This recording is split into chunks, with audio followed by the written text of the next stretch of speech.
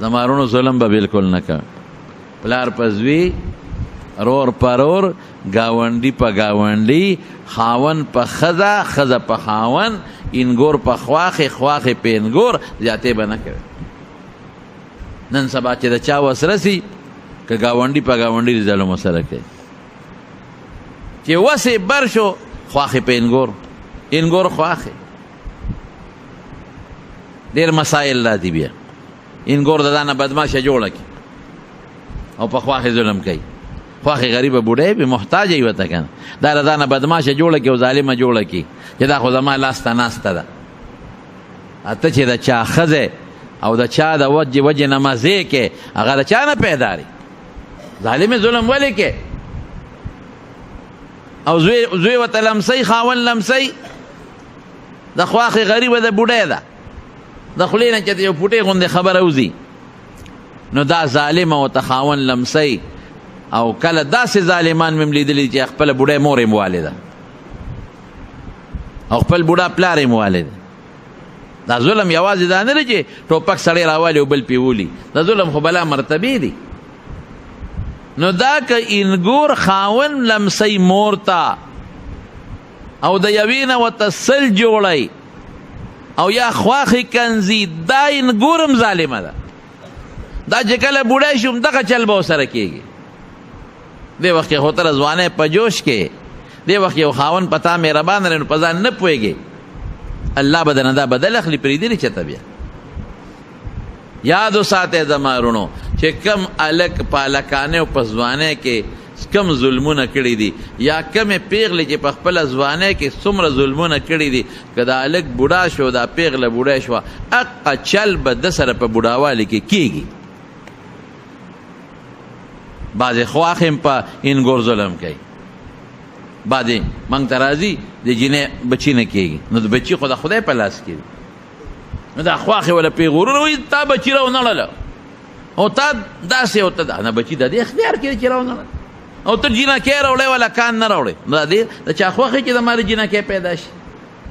دا خواښې ظلمونه کوي او زوی ته وایي چا به بله ښځه دله کو. نو په خوشحالۍ وکړه که نه، که بچي دې خوښي او نسان وسي دې خوښي، نو دویم واده څه منع نه دی، ګناه نه ده، او په طریقه وکړه که نه. پیغورونه ولې کوې؟ دارنګې خان په خپل نوکر او افسر په خپل لاندې کلاس فور ظلم او زیاتې، نو دا ګناه ده، دا ناروا دا حرام دی. ظلم به بالکل نه کوئ.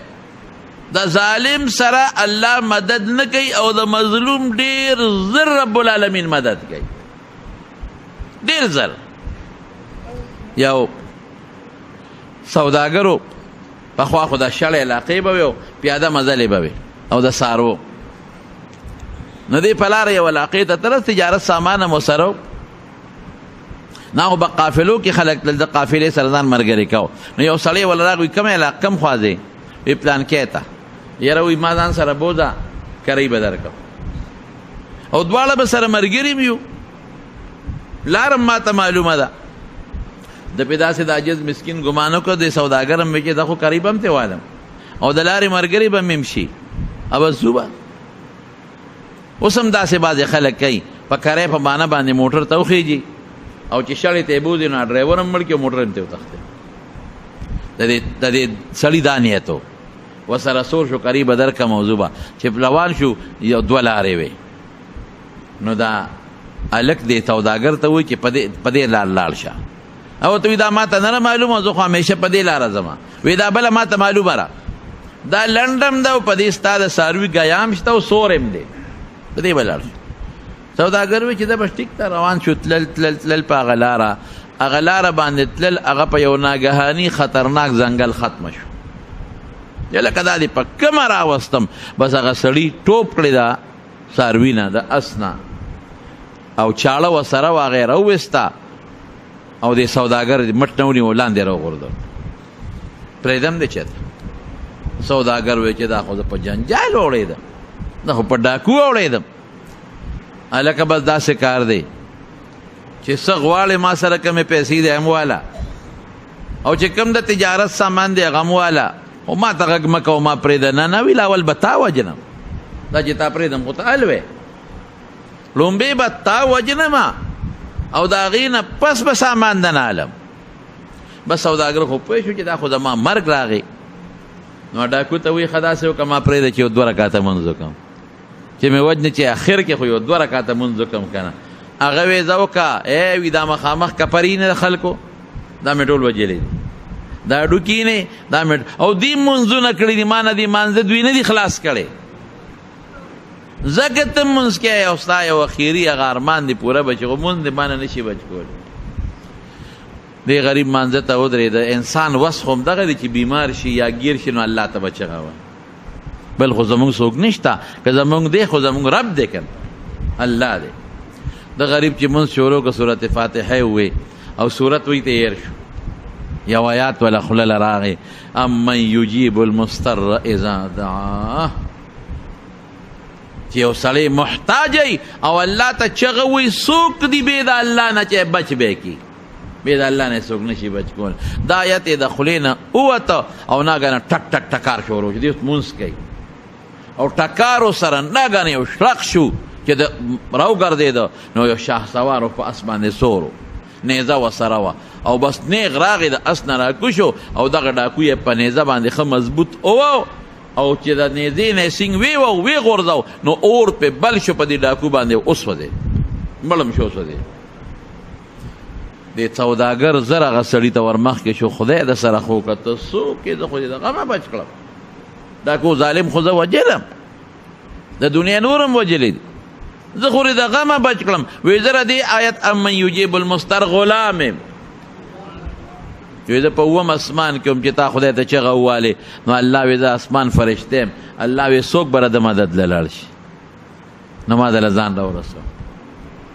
نو ګوره چې ظلم به نه کې مظلوم د خولې نه چې اوخته غرق به په همسایه به ظلم نه کې په نوکر به ظلم نه کې په زمیندار به ظلم نه کې. زمیندار به په نیک هم ظلم نه کوي چې هر څه ته کور ته وړي او دا نوکر او همسایه به په هغه مالک هم ظلم نه کوي. دواړه طرف ته به ظلم نه کوي. خواښې به په انګور ظلم نه کوي. د انګور غریبه محتاجه د لاس به خدای ته اوچت کي ظالمې غرقه به شي او دا انګور به په خواښې هم ظلم نه کوي. دا خواښې خو بوډۍ د محتاجه د خدای ته به لاس اوچت کي تباه به شي. ګاونډي په ګاونډي مالک په خپل نوکر او مشر په خپل کشر کشر په خپل مشر ظلمونه به نه کوي. ظلم انجام طبعی ده. ظالم خدای را نیسي چې را ونیسي نو بیا پرېږدي نه. دې وجه نه ما د رسول الله مبارک دغه حدیث تاسو ته وایي چې ای مسلمانه د مظلوم د خیرونه ځان وساته. د خیرو د خدای په منځ کې هېڅ قسمه پرده نشته او زر قبلېږي. دعا وکړئ خدای موږ د ظلمونو نه وساتي. خدای موږ مظالمان کې او مم مظلومان کې.